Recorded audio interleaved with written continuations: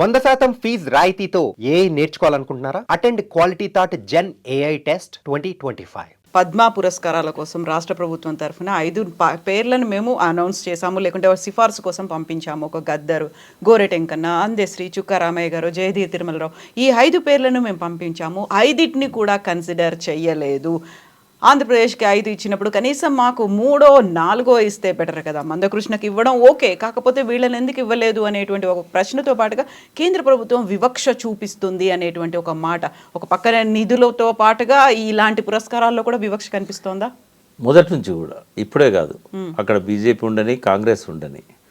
కాంగ్రెస్ అప్పుడు వివక్ష లేదట్నా? మొదటి నుంచి వివక్ష ఉంది. కేసీఆర్ స్వయంగా కాపురాజయ్య గారికి అవార్డు ఇవ్వమని, కాపురాజయ్య గారు ఢిల్లీకి వచ్చారు. ఇప్పుడు ఆయన లేరు, చనిపోయారు.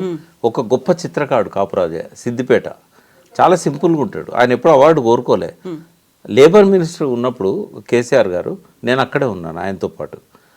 ప్రత్యేకంగా ఫోన్ చేసి కాపురాజయ్యని పిలిపించి ఆయనతో అప్లికేషన్ పెట్టించి మన్మోహన్ సింగ్ గారిని ప్రత్యేకంగా రిక్వెస్ట్ చేసి ఆయన పద్మశ్రీ ఇవ్వమంటేనే ఇవ్వలేదు. ఇదే కాంగ్రెస్ గవర్నమెంట్. కాపురాజయ్య గొప్ప చిత్రకారుడు. ఆయనతో పాటు ఇంకా చాలామంది చిత్రకారులు ఉన్నారు మన దగ్గర. వాళ్ళకు కూడా ఎవరికి అవార్డ్స్ ఇవ్వలేదు. వైకుంఠం గారు ఉన్నారు, ఇంకా చాలామంది ఉన్నారు. వాళ్ళ ఒక్కొక్క చిత్రము వాళ్ళు గీసిన తైలవర్ణ చిత్రం ఏదైతే ఉంటుందో కాన్వాస్ మీద గీసింది, అది కొన్ని లక్షలు పెట్టుకుంటాను. మరి వాళ్ళకి ఎవరికి ఇవ్వలేదే.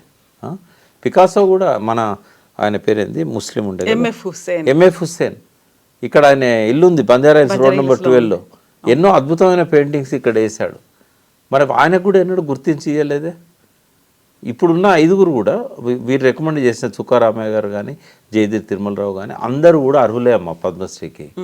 బట్ ఒక్కటి ఏంటంటే, మోడీ గారు ఒక మంచి సాంప్రదాయాన్ని తెరదీశారు.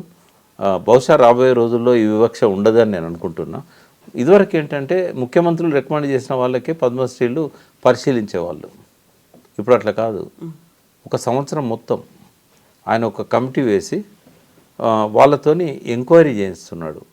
వాళ్ళు మనందరి దృష్టికి రాకపోయినా, వాళ్ళ అప్లికేషన్ పెట్టుకోకపోయినా, వాళ్ళని ఆ ప్రభుత్వం రికమెండ్ చేయకపోయినా, వాళ్ళని గుర్తించి వాళ్లకు సామాన్యులకు ఆ పద్మ అవార్డ్స్ ఇస్తున్నారు.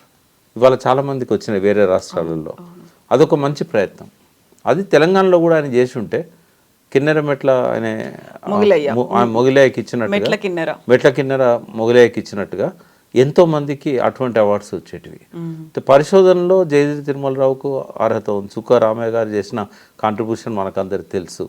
ప్రతి ఒక్కరికి కూడా వాళ్ళు ఎలిజిబుల్ ఉంటారు. గోరెటెంకన్న కానీ ఇంకా ఆ లిస్టులో చాలామంది పేర్లు కూడా ఎలిజిబుల్ ఉంటారు. నెక్స్ట్ ఇయర్ కూడా పంపాలి, కొంత ప్రయత్నం చేయాలి. పోయి మోడీ గారిని కలిసి ఊరికే పంపించడం కాకుండా వీళ్ళ యొక్క ప్రతిభ ఇది, మీరు గుర్తించండి, ఇంకో 4 అవార్డ్స్ ఎక్కువ ఇస్తుంది. ఇప్పుడు ఏమన్నా లిమిట్ ఉందా? ఇందులో 5 వేయాలి, 7 ఇవ్వాలనే లిమిట్ లేదు కదా. బట్ ఒక్కడైతే నేను అభినందిస్తా, ప్రపంచం గర్వించదగ్గ గొప్ప డాక్టర్ నాగేశ్వర రెడ్డి. ఆయన పుట్టింది ఆంధ్ర కావచ్చు, బట్ ఆయన మొత్తం విద్యాభ్యాసం దగ్గర నుంచి పెరిగిందంతా ఇక్కడే. విద్యాభ్యాసం పూర్తి కాగానే ఇక్కడికి వచ్చి ఆయన గ్యాస్ట్రోఎంట్రాలజీ 40 ఏళ్ల కింద స్టార్ట్ చేశాడు. ఆయనకు అవార్డు ఇవ్వడము వరుసగా పద్మశ్రీ, పద్మభూషణ్, పద్మవిభూషణ్. ఫస్ట్ 2002లో పద్మశ్రీ వచ్చింది, 17లో అనుకుంటా పద్మభూషణ్ ఇచ్చారు, 16, 17 ఇప్పుడు పద్మవిభూషణ్ ఇచ్చారు.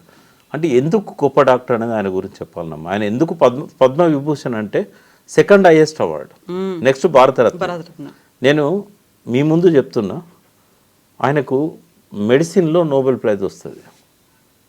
అంటే ఎంత గొప్ప పరిశోధనలు ఏ ఏజ్లో జరుగుతున్నాయంటే, మన గట్ హెల్త్ మీద మొట్టమొదటిసారి అసలు భారతదేశంలో ఒక 4-5 ఏళ్ల క్రితం వరకు ఆయనే దీని గురించి మాట్లాడేంత వరకు గట్ హెల్త్ గురించి పట్టించుకున్న వాళ్ళు లేరు. వైద్యశాస్త్రం పట్టించుకోలేదు, డాక్టర్స్ పట్టించుకోలేదు, ఏ హాస్పిటల్స్ పట్టించుకోలేదు, ప్రభుత్వ రంగం కానీ ప్రైవేట్ రంగం కానీ అపోలో లాంటివి కానీ. నాగేశ్వర రెడ్డి గారు ఆయనకున్న ఈ 30-35 ఏళ్ళ, ఇప్పుడు 40 ఏళ్ళ అనుభవం అనుకుంటే, 5 ఏళ్ల క్రితమే, అంతకంటే ముందే ఆయన ఏం చేశాడంటే, కొన్ని గ్రామాలను సెలెక్ట్ చేసుకొని ఇక్కడ పటాన్చెరు ఏరియాలో ఈ గట్ బ్యాక్టీరియాకు సంబంధించిన పరిశోధనలు చేయడం మొదలుపెట్టాడు. అప్పుడంతా పొల్యూషను, నక్కవాగు, వీటన్నిటి వల్ల వాళ్ళ గట్ హెల్త్ మొత్తం పాడైపోయింది. ఇప్పుడు ఏంటంటే ఈ మిషన్ భగీరథ వచ్చిన తర్వాత కొంచెం వాళ్ళకు సేఫ్ వాటర్ వస్తున్నది, ప్రొటెక్టెడ్ వాటర్ వస్తున్నది, పొల్యూటెడ్ వాటర్ రావట్లేదు. అదివరకు ఆ వాగులలో బోర్లలోకి వెళ్ళి తాగేవాళ్ళు. ఇప్పుడు డైరెక్ట్ నదుల నీళ్ళు వస్తున్నాయి కాబట్టి లాస్ట్ 10 yearsలో వాళ్ళ ఆరోగ్యం చాలా బాగైంది, గట్ హెల్త్ బాగైంది అని చెప్పి ఆయన పరిశోధన తేల్చింది. సరే, అది తెలంగాణ కేసీఆర్ ప్రభుత్వానికి అనుకూలమైన ఒక కామెంట్ కావచ్చు, దాని గురించి నేను మాట్లాడగానే ఆయన పరిశోధనలు ఎంత అద్భుతంగా జరుగుతున్నాయంటే ప్రపంచంలో ఇజ్రాయెల్ అట్లాంటి ఏరియాలలో ఉన్న టాప్ రీసెర్చ్ సంస్థలతోని వాళ్ళు టైఅప్ పెట్టుకొని అద్భుతంగా పరిశోధనలు చేస్తున్నాడు. ఆయన ఎక్కువ కాలం పరిశోధనల మీదనే గడుపుతున్నట్టుంది. ఆయన వీడియోస్ అవన్నీ చూస్తూ ఉంటే ట్రీట్మెంట్కు టీమును తయారు చేసి గ్యాస్ట్రోఎంట్రాలజీకి ఆయన మాత్రం పరిశోధనల మీద కాన్సన్ట్రేట్ చేస్తున్నాడు. అద్భుతమైన ఫలితాలు వస్తున్నాయి. గట్ అనేది సెకండ్ బ్రెయిన్ అంటాం. ఇంతకుముందు గట్టును ఎవరు పట్టించుకోలేదు. ఆయన చదువుకునేటప్పుడు కూడా ఇది పేగుల గురించి కదా, గిదిన్ గురించి ఎందుకు, ఇది డ్రై సబ్జెక్టు, నువ్వెందుకు చదువుతున్నావు అని అన్నారట. ఇవాళ ఏంటంటే హార్ట్ ప్రాబ్లమ్స్ కానీ, డయాబెటిక్ కానీ, క్యాన్సర్కి కానీ, న్యూరో ప్రాబ్లమ్స్కి కానీ, బ్రెయిన్ రిలేటెడ్ ప్రాబ్లమ్స్ కానీ అన్నిటికి కూడా కారణం ఏంటంటే గట్ బ్యాక్టీరియా. సో చాలా అద్భుతమైన, మరొకసారి దాని గురించి మాట్లాడదాము, గట్ హెల్త్ గురించి. బట్ అటువంటి ఒక గొప్ప డాక్టర్కు పద్మవిభూషణ్ ఇచ్చినందుకు ఆ పద్మవిభూషణ్ గౌరవం వచ్చింది. నాగేశ్వర రెడ్డికి కాదు, పద్మవిభూషణ్కి వచ్చింది. డెఫినెట్గా తెలంగాణ, ఆంధ్ర ఈ 2 రాష్ట్రాలు గర్వించదగ్గ ఒక గొప్ప డాక్టర్ ఆయన. బట్ రాబోయే రోజుల్లో అలాంటి వాళ్ళు చాలామంది ఉన్నారు ఇంకా మన దగ్గర, వైద్యశాస్త్రం నుంచి కానీ ఇతర శాస్త్రాల నుంచి కానీ. సో మన తెలంగాణ సాహిత్య సృష్టి చేసిన వాళ్ళకి కానీ, ఉద్యమం కోణమే కాదు ఇతరత్ర కోణాలలో వాళ్ళు చేసిన పరిశోధనలకు కానీ ఒక 10 మందికైనా ప్రతి సంవత్సరం ఒక గుర్తింపు ఇచ్చినట్టయితే పద్మ అవార్డ్స్తోని అది చాలా భారత ప్రభుత్వానికి ఒక కీర్తి ప్రతిష్టలు దక్కుతాయనేది నా భావనమ్మ. సో ప్రకాష్ గారు, ఈ మధ్యనే దావోస్లో వరల్డ్ ఎకనామిక్ ఫోరం జరిగింది.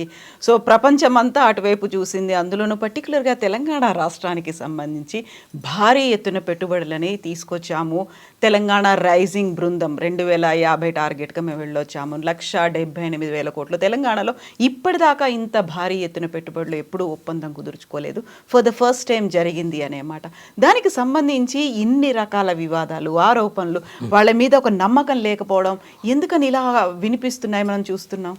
ఇక్కడ 2 కాంప్లిమెంట్స్ ఇస్తానమ్మా నేను. ఒకటి రేవంత్ రెడ్డికి, ఒకటి కేసీఆర్కి దావోస్ విషయంలో. ఓకే, ఫస్ట్ ఏంటంటే దావోస్లో సక్సెస్ అయ్యాడు రేవంత్ రెడ్డి, డెఫినెట్గా ఆయనను అప్రిషియేట్ చేస్తాను. రెండవది, పోయినసారి ఆయన దావోస్ పోయి వచ్చినప్పుడు సోషల్ మీడియాలో కానీ మీడియాలో కానీ ఆయన మీద చాలా విమర్శలు వచ్చినాయి. ఆయన మాట్లాడే ఇంగ్లీష్ సరిగా లేదని రకరకాలుగా వ్యాఖ్యానాలు చేశారు. కొత్తగా ముఖ్యమంత్రి అయిపోయాడు. ఫస్ట్ ఏంటంటే ఒక ఐటీ మంత్రి జనరల్గా అటెండ్ అయ్యే వరల్డ్ సమ్మిట్కి తను ఇనిషియేటివ్ తీసుకొని ఐటీ మంత్రిని ఎంబడి పెట్టుకొని పోవడం శ్రీధర్ బాబును, అది ఒక గొప్ప అభినందించాల్సిన విషయం. ఎందుకంటే ఐటీ మినిస్టర్ కమిట్ కాలేడు, ముఖ్యమంత్రి ఉంటే కమిట్ అవుతాడు. అయితే ఇక్కడ మనకేమైందంటే కేటీఆర్ ఐటీ మినిస్టర్ అయినా కూడా ముఖ్యమంత్రి కుమారుడు కాబట్టి ఒక డిఫాక్టో చీఫ్ మినిస్టర్గా ఆయన పాలనలో వ్యవహరించాడు కాబట్టి ఎవరైనా దాన్ని తప్పు అట్లే అంటే ఆయన చెప్తే ఆమోదం ఉంది అని చెప్పి. కానీ రేవంత్ రెడ్డి ఏంటంటే అది గమనించాడు ఆయన. ఒక ముఖ్యమంత్రి పోకుండా శ్రీధర్ బాబు ఇండిపెండెంట్గా డిసిషన్ తీసుకోలేడు. వాళ్ళు కూడా శ్రీధర్ బాబుని చూసి పెట్టుబడులు ఇవ్వాలంటే సీఎం ఒప్పుకుంటాడో లేదో అనే సంశయం ఉంటుంది. బట్ అందుకు డెఫినెట్గా ఆయన నేను అభినందిస్తాను. బట్ ఈ పెట్టుబడులన్నీ తన వల్లనే వచ్చాయని ఆయన అనుకుంటే అది ఆయన పతనానికి దారితీస్తుంది. ఈ పెట్టుబడులన్నీ రావడానికి హైదరాబాద్ బ్రాండ్ ఇమేజ్ గురించి చెప్పడంలో డాష్ మీద ఆయన విఫలమైండు. కేవలం ఆ బ్రాండ్ ఇమేజ్కి క్రెడిబిలిటీ క్రెడిట్ అంతా కూడా చంద్రబాబు నాయుడుకు, రాజశేఖర రెడ్డికి ఇచ్చాడు. పొరపాటున కూడా ఆయన నోట్లో నుంచి కేసీఆర్ గారి పేరు రాలే. బట్ కేసీఆర్ రాకముందు హైదరాబాద్ ఇమేజ్, కేసీఆర్ వచ్చినాక హైదరాబాద్ ఇమేజ్ మనం చూసినట్టయితే వరల్డ్ ఇన్వెస్ట్మెంట్స్ని అట్రాక్ట్ చేసింది కేసీఆర్ పాలనలోనే. అంతకుముందు చాలా తక్కువ వచ్చాయి. చంద్రబాబు నాయుడు ఒక ప్రయత్నం చేశాడు, కొంత వచ్చాయి. రాజశేఖర రెడ్డి గారు ఆ ప్రభుత్వాన్ని కొనసాగించే క్రమంలో ప్రత్యేకమైన డ్రైవ్ లేకపోయినా కూడా ఒక ప్రయత్నం పొన్నాల లక్ష్మయ్య ఐటీ మినిస్టర్ ఉన్నప్పుడు కొంత జరిగింది. ఆయనకి ఇవ్వచ్చు ఆ క్రెడిట్. బట్ ఇక్కడ కేసీఆర్ గారు వచ్చిన తర్వాత 25,000 పరిశ్రమలు హైదరాబాద్కు వచ్చినాయి. అందులో ఫారిన్ ఇన్వెస్ట్మెంట్ చాలా ఉంది. మరి ఇవన్నీ పరిగణలోకి తీసుకోకపోతే ఎట్లా? అది మనం ఈ ఇన్వెస్ట్మెంట్స్ అన్నీ వచ్చాయంటే ఒక 1 year నుంచి రేవంత్ రెడ్డి పాలన వల్ల రాలే. 10 ఏళ్ళ టీఆర్ఎస్ పాలన యొక్క ఆ హైదరాబాద్ వైభవం, గొప్పతనం కూడా ఇందులో ఒక ముఖ్యమైన పాత్ర. కాబట్టి ఒక వరల్డ్ మార్కెట్ను అట్రాక్ట్ చేయగలిగే ఒక గొప్ప హైదరాబాద్ను సృష్టించిన కేటీఆర్ని అదే కొనసాగింపుగా ఏదైతే కేటీఆర్ చేసిన ఎఫర్ట్స్ని ఇంకో 10 ఇంతలు పెంచే విధంగా రేవంత్ రెడ్డి కొనసాగిస్తున్నాడు కాబట్టి తప్పకుండా ఆయన నేను అభినందిస్తాను. బట్ ఇదంతా కూడా ఒక 50,000 ఉద్యోగాలు క్రియేట్ అవుతున్నాయి. ఇన్వెస్ట్మెంట్స్ ఇచ్చే వాళ్ళల్లో నారాయణమూర్తి కానీ మెగా ఇంజనీరింగ్ కానీ వీళ్ళంతా మన ఇండియన్స్ అయినా కూడా 100% అవి వస్తాయని నమ్మొచ్చు మనం. అంటే రాబోయే రోజుల్లో ఇంకా పెద్ద ఎత్తున హైదరాబాద్ విస్తరించడానికి ఎంప్లాయ్మెంట్ జనరేషన్కి ఈ పెట్టుబడులు బాగా ఉపయోగపడతాయి. కాకపోతే గత సంవత్సరం 45,000 కోట్ల పెట్టుబడులు ఏమయ్యాయి, ఆచరణలోకి వచ్చాయా లేదా? ఇప్పుడు 1,78,000 కోట్లు పెట్టుబడులు అనుకున్నప్పుడు ఎంతకాలం పడుతుంది? నిజంగా అది పేపర్ల మీద సంతకాలేనా, గ్రౌండ్లో కూడా వస్తాయా అనే ఒక డౌట్ ఎందుకని బీఆర్ఎస్ అంత తీవ్రంగా వ్యక్తం చేస్తోంది? అంటే జనరల్గా ప్రతిపక్ష పార్టీ కాబట్టి వాళ్ళు అంటారు.